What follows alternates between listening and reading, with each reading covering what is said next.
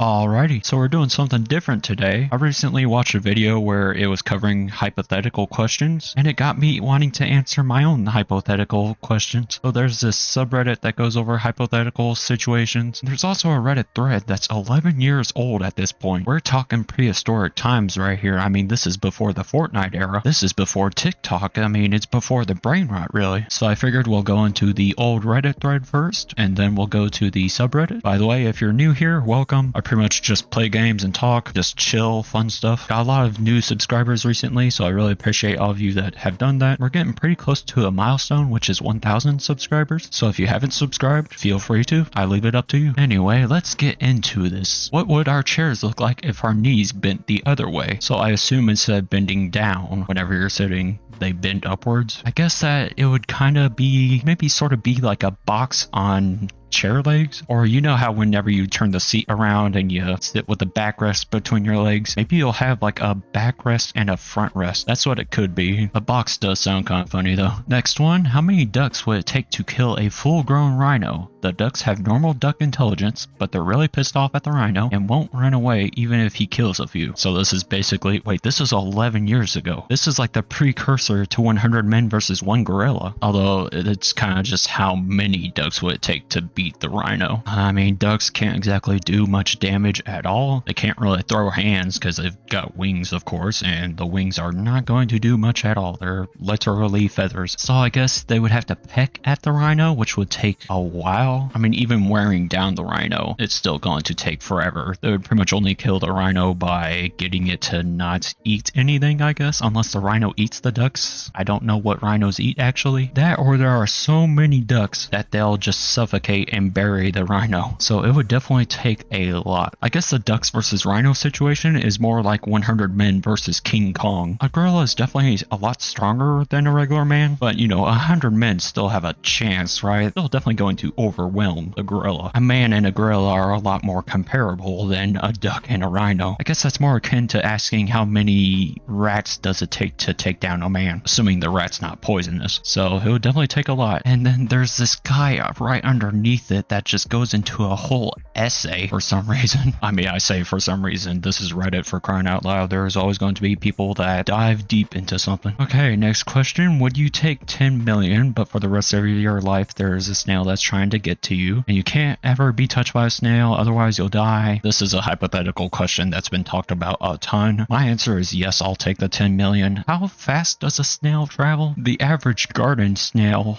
travels 0.03 miles per hour. So if we look at how many miles a snail is traveling in a year, they're traveling 262.8 miles. And if we look at the width of the United States is about 2,800 miles wide. So really, just every year or every few years, you could relocate. Of course, you're not exactly going to know where the snail is, but if you could track it somehow, I know there are, what is it? It's like zoos or researchers put small trackers on all sorts of animals. So if you could get one of those, somehow get the snail, someone else would have to put the tracker on the snail. You could just do that. There you go. Easy peasy. Next one, you find a book and begin to read only to discover that it is your life. You get to the point that you are at now. Do you turn the page knowing that you will not be able to change the events to come? I mean, probably. Might as well. I don't know if I would read the whole book, but I'll at least turn a page or two, figure out maybe how the rest of this year is going to go. Because if the rest of my year sucks, it just is what it is. But if the rest of my year is good, well, then I have something to look forward to, actually. You're stuck on a desert island with a mermaid. Would you rather the mermaid be top half or bottom half fish? Well, what kind of question is that? I mean, I was about to say the average mermaid. That's not exactly a thing. Mermaids are always bottom half fish, and also top half fish would kind of be weird if we're talking about it actually being regular old fish instead of like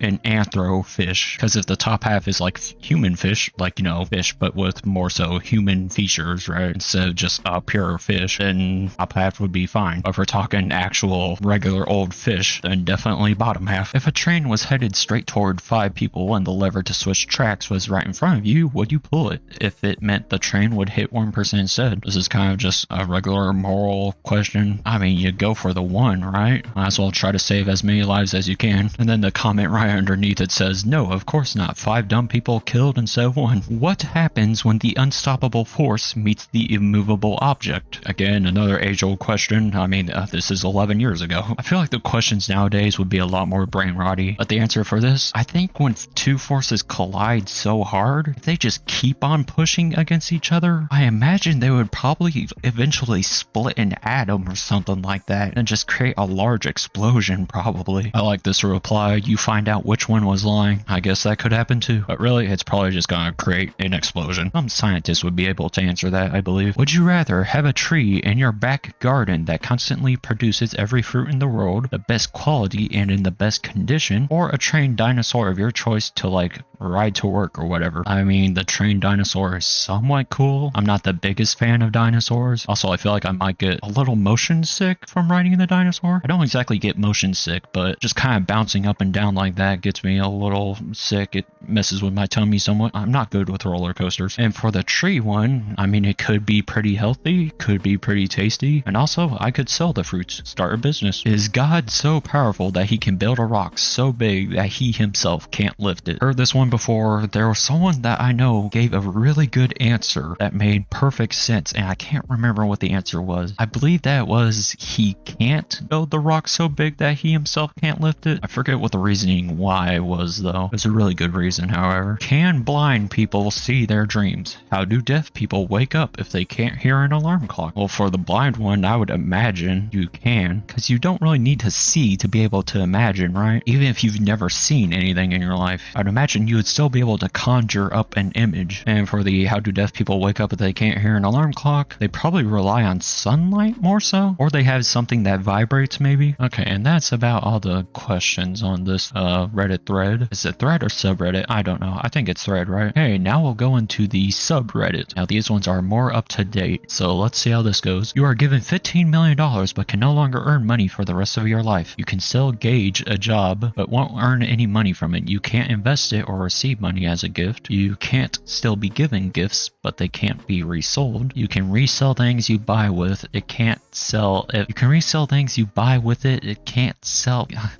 English man, please. If you have a spouse, they can still make money, but it can't be spent solely on you. For example, they can spend it on a vacation for your family, but they can't give it to you to buy a vehicle. Do you take it? If not, how much money would it take? I mean, I'm taking the 15 million. That's probably going to be way more than I'll ever make in my lifetime. Why not? If I were to guess how much money I would make in my lifetime, maybe 1 to 2 million at most. Maybe that is underselling it a little bit. I don't know, because if you say, I don't know, just make 100K a year, in 20 years, you'll have made $2 million.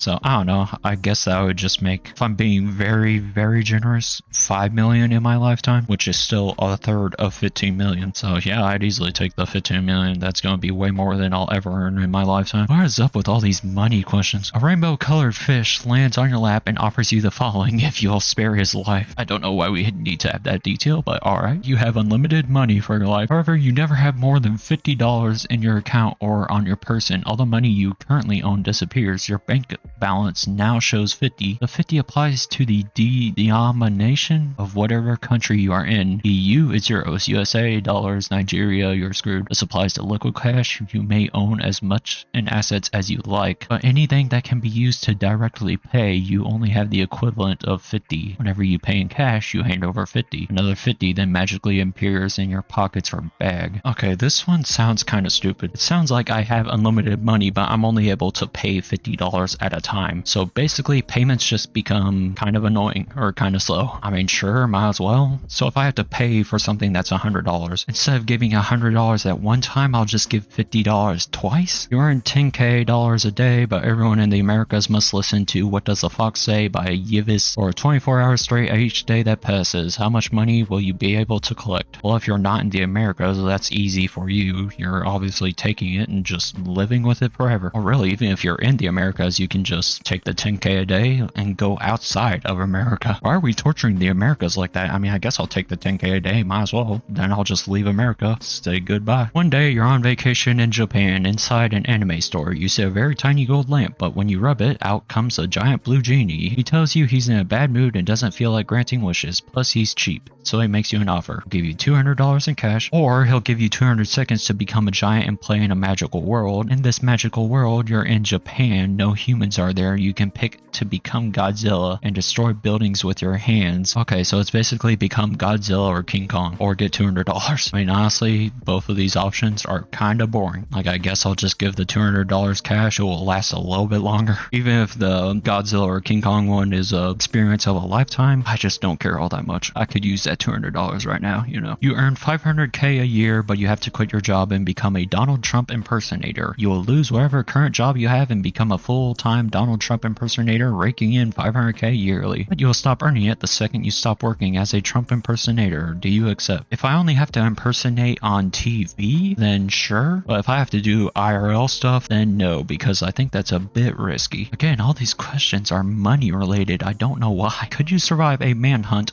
/ being the most wanted person in your country for a week to win $1 billion? You get 1 day to prepare, all cameras turned off during this so they don't automatically know where you are. You can disguise like dressing up like a homeless. You also can't go to caves and forests to wait it out. Your face is broadcasted on any device so most civilians know what you look like. They also get $1 billion if they report you. After a week ends, everything goes back to normal and everyone except for you forgets. A week, huh? I'd probably accept it. Go to some really isolated place. It just can't be a cave or a forest, which is no problem at all. I don't know exactly where I would go. I'd have to pick somewhere. I'd probably go somewhere up in Alaska. Alaska is pretty large. No one really thinks of it, and there's not that many people in Alaska either. So I'd have time to set up any sort of defenses. So if, yeah, I'll just go to Alaska and be pretty secluded, I think. What is this question? You get $500K a day, but you become Turkish and have to stay in Turkey for 6 years. Will you accept? Yeah, why not? Is Turkey doing bad right now? Why would I not be in Turkey for 6 years? If a 16-year-old young girl, I don't know why you have to put the word young in there, you can just remove it. Anyway, if a 16-year-old girl were sent into a simulation to fight to the death versus Mike Tyson over and over again for infinity, would she be stuck there forever or would she eventually win one fight? I don't think she would be there for infinity. She would probably just get so much time in there that she gets very experienced to where she would eventually at least win one fight. You know, infinity is a very long time, although it is to the death and she's only 16 and it's Mike Tyson. If every match she lost, she built up experience and built up strength and probably eventually, but if not, then yeah, she's screwed. Okay, I think we'll do 2 more because honestly, these questions kinda suck. $50 million, but if you end up within a 500-mile radius of the last living artist you listen to, you die. If they're in the air, it doesn't count, only the current most recent artist at this moment. A 500-mile radius, huh? So that's around half of the US? So basically, if I take the $50 million, I'll probably have to relocate somewhere. I think most of the artists I listen to are in America, so if I just relocate to, I guess I could just go somewhere in Europe, but if the artist visits Europe, then will I still die? I guess I could just go up to Alaska again. They definitely are not going to be visiting Alaska. I would say I probably wouldn't take it because I would probably have to live somewhere really crappy. Alright, last question. You're locked in a room starting 10 hours from now. You are provided with a bed, a stocked bathroom, shower soaps, and a table with a chair, coffee table, and couch if you'd like. Food is delivered 3 times a day through a slot in the door. You can sleep, eat, live as normal, but cannot die nor sustain any injuries / illnesses. Time passes for you, but not for the world around you. Upon completion, you will return to the exact moment you left. You have 2 options to get out of the room. You cannot escape until you are done with one or the other. You must watch 500 movies through completely. You can rewatch movies, but you must finish each individual movie in its entirety to complete the challenge. Or you must read 150 200+ page books. You must read each one in its entirety. You cannot choose books with 1 word per page or any sort sort of loophole. When you are done, you will return to the moment you left upon exiting the room's door. Which would you pick? I've always been more of a movie watcher or a TV watcher over a book reader. I've never enjoyed reading. I kind of get distracted a little bit. I don't have ADHD, but it just requires so much focus when it comes to reading a book. Whereas a movie is just kind of turn off your mind and watch. 500 movies, assuming each one is roughly 2 hours long, that's 1,000 hours. So that would be 41.67 days straight, of course. I mean, I'd definitely pick the movies because I know that I will get through there. And plus, I can just chill, eat while I'm watching the movies. There are plenty of good movies out there. I can probably find about 500 good movies to watch. This question is more so, do you like books more or do you like movies more? That's really all it comes down to. And since I'm not much of a book reader, I know that if I were to choose the books, I would lose my mind. Watching 500 movies is not too different from just what I do every day watching YouTube videos. So yeah, I'd go for that. Someone replied, so a break with no responsibilities except watching movies and time doesn't pass? See you in 6 weeks. Yeah, exactly. You basically just get a vacation for,